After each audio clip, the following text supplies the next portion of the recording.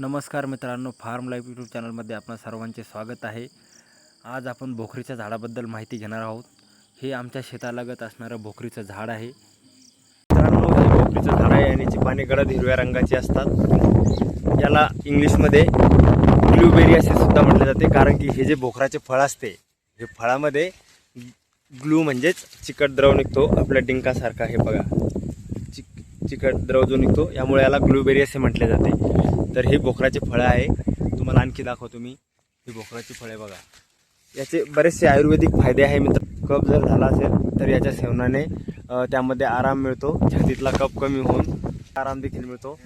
तसेच याचं जे खोड आणि साल जे असते, हे बघा, आता हे खोड आहे आणि याची ही साल वेदनाशामक म्हणून वापरली जाते।